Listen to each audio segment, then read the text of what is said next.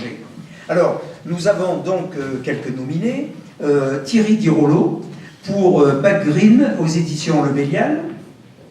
Loïc Henry avec Loire, édition Griffe d'Ancre.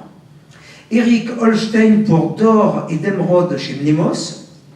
Jacques Martel avec Bloody Mary chez Black Book. Et enfin, Roland Wagner pour Rêve de gloire aux éditions La Talente. Et le lauréat est Roland Wagner pour Rêve de gloire chez La Talente.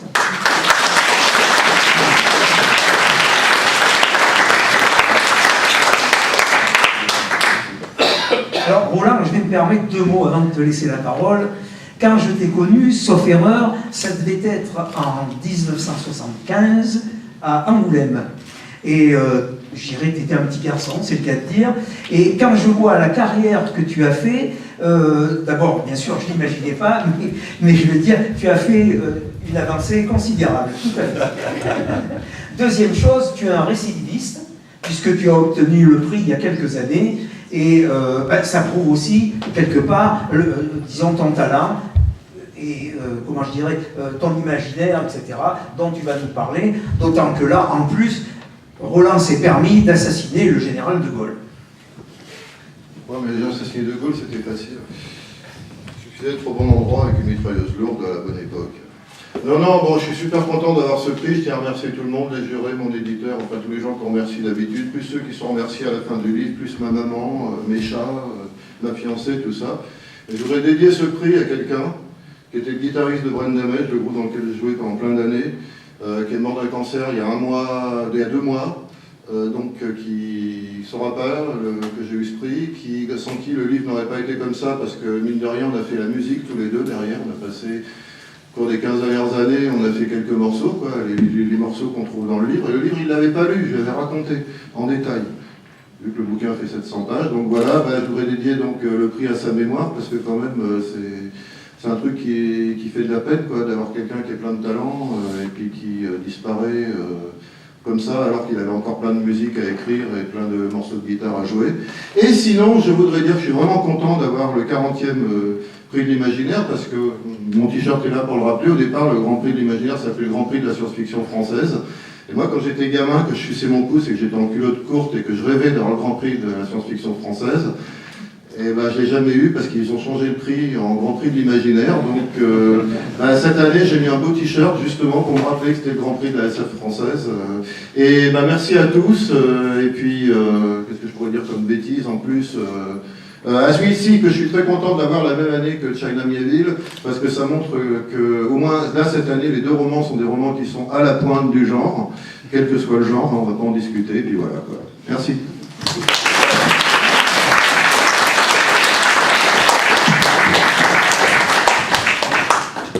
Si vous l'avez donné à Dan Simone, j'aurais mis une Gandora.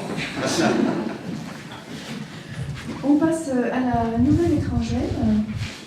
Donc, il y a 4 nominés. Lucius Shepard pour le recueil Le Dragon Créole. Brian Stapleford pour le recueil La Muse égarée chez Rivière Blanche. Lisa Tuttle pour le recueil Ainsi naissent les fantômes chez Dystopia. Et Peter Watts pour la nouvelle Lille dans le Bifrost numéro 61. Et le gagnant et la gagnante est Lisa Tuttle pour Ainsi naissent les fantômes chez Dystopia. Donc on doit avoir avec nous Mélanie Fati qui est la traductrice mais aussi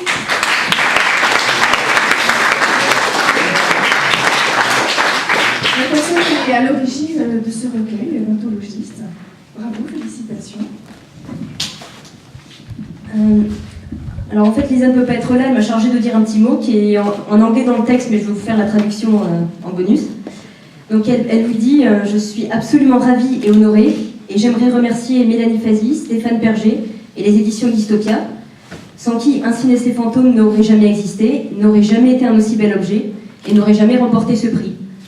Et je suis vraiment désolée de ne pas pouvoir être sur place pour fêter cette occasion. » Donc voilà, ça c'était les remerciements de Lisa. Et je voudrais ajouter un petit mot pendant que je suis là. Je tiens vraiment à remercier les éditions Dystopia pour ce projet un petit peu particulier, cette idée qu'ils ont eue, qui consiste à laisser carte blanche à un traducteur, c'est-à-dire d'aller le voir en disant voilà, Tu choisis un auteur, tu sélectionnes les textes, tu traduis, tu préfaces, on te laisse vraiment les clés, tu fais ce que tu veux. Parce que déjà, on n'a pas trop l'habitude qu'on nous laisse à ce point nous impliquer dans un livre.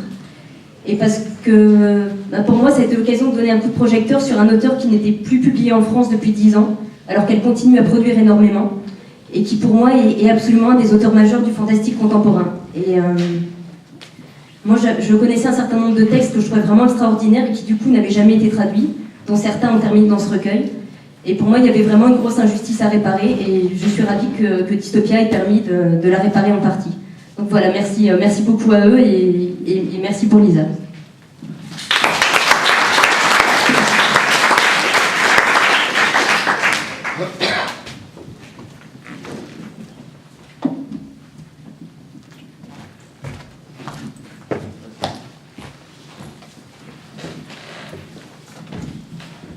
Alors nous en sommes à la nouvelle francophone.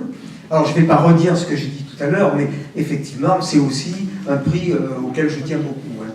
Alors donc il y a 4 nominés. Christophe Langlois pour Boire la tasse, un recueil publié chez l'Arbre Vengeur, pardon. Timothy Ray avec Dans la forêt des astres, également un recueil aux moutons électriques. Thierry Tirolo pour Le paradoxe de Green dans la revue Bifrost numéro 61. Et Michel Pagel pour Les héros d'hier chez Rivière Blanche dans le recueil La vie à ses rêves. Et le lauréat est Christophe Langlois.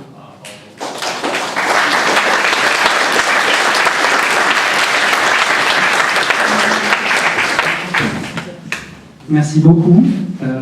C'est un vrai rêve de petit garçon qui se réalise grâce à vous. Et je remercie beaucoup le jury du Grand Prix de l'Imaginaire.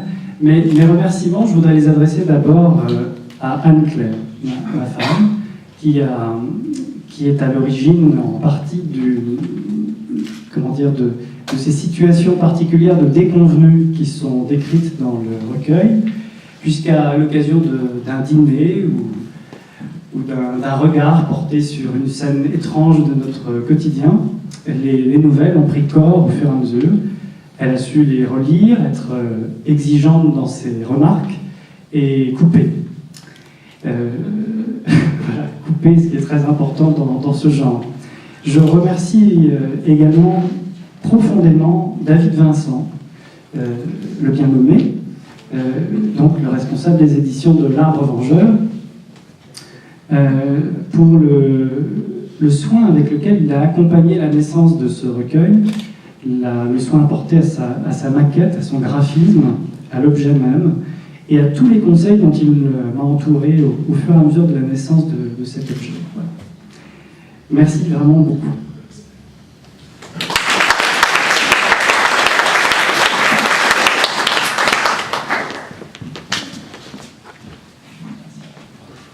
Nous allons terminer par les 2 catégories jeunesse, qui est un domaine toujours en plein essor et où il y a beaucoup de choses intéressantes.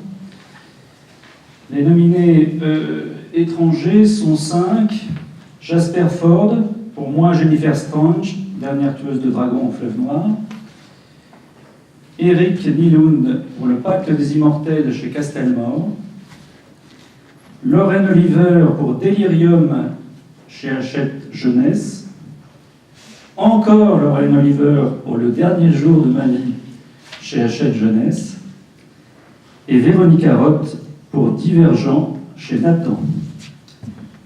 Et la lauréate est Lorraine Oliver pour ces 2 livres qu'on n'a pas réussi à les partager.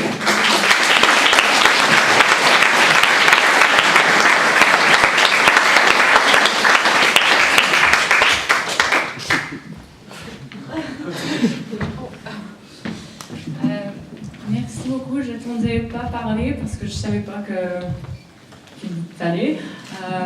Et d'abord, c'est un problème parce que je n'ai vraiment pas le mot pour s'exprimer, pour exprimer ma reconnaissance. D'abord, je suis américaine, alors c'est un petit peu difficile. Mais oui, je veux remercier d'abord Hachette Black Moon et toute l'équipe qui sont tous là, et ma traductrice Alice qui est là aussi, juste pour leur soutien incroyable de mes romans. et aussi mon père et mon fiancé qui sont là aussi pour venir me voir. Et juste, je suis si contente, si bouleversée d'avoir le prix pour les 2 romans. Vraiment, je peux même pas m'exprimer très bien. Alors juste, merci beaucoup. C'est tout.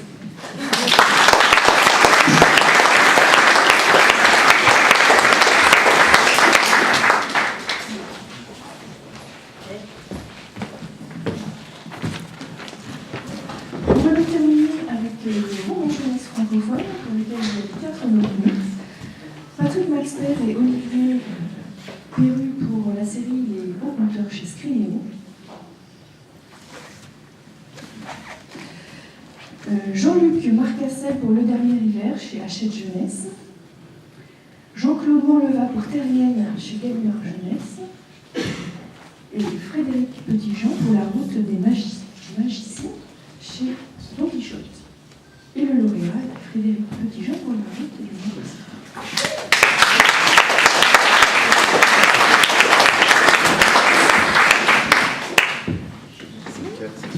Félicitations.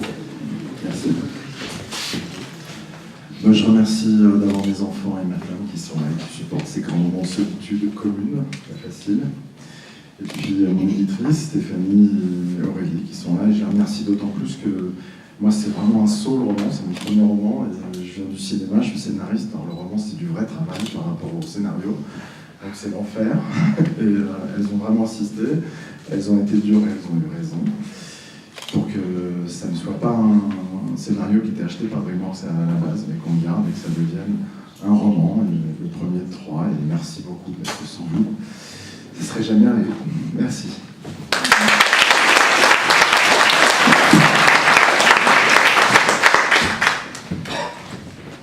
Bon, je vais terminer, enfin, bien sûr pour vous libérer, mais pour vous remercier d'abord de votre présence, féliciter une fois de plus tous les lauréats, et même ceux qui étaient simplement nominés. Et dans le fond, ce qu'on peut maintenant vous recommander, c'est effectivement, on vous a donné un bon choix de lecture. Si ça peut vous être une aide, si vous avez envie de vous dépayser, lisez les romans que nous avons sélectionnés. Merci, les romans et les recueils, etc. Voilà, je vous souhaite une bonne soirée.